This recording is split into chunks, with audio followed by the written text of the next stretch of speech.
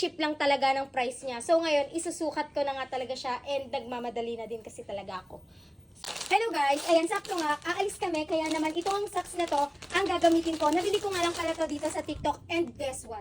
Mura lang to guys, and ang dami niya, tapos dalawang color na din pala siya. So ayun guys, dito nga sa isang ganito, 3 pairs na yung nakalagay sa kanya, gray and black nga yung binili ko. So, tignan nyo naman, parang sa mall nga talaga siya binili. Paano ba naman kasi, pang mall quality yan guys. Pero pag dito mo binili, dyan sa yellow basket ko, sobrang ano lang niya, sobrang cheap lang talaga ng price niya. So ngayon, isusukat ko na nga talaga siya, and nagmamadali na din kasi talaga ako. So ayan guys, yan, dito na lang ako. Medyo makalat. Ang ganda, grabe. Pak! Panalo! Isa na lang. So ito yung outfit natin today. And lahat ng suot ko ngayon guys, dyan lang yan sa TikTok ko binili. Ang ganda.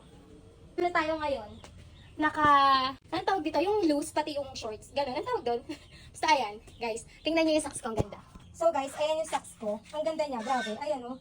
Hindi siya manipis and hindi din siya makapal. Sakto lang.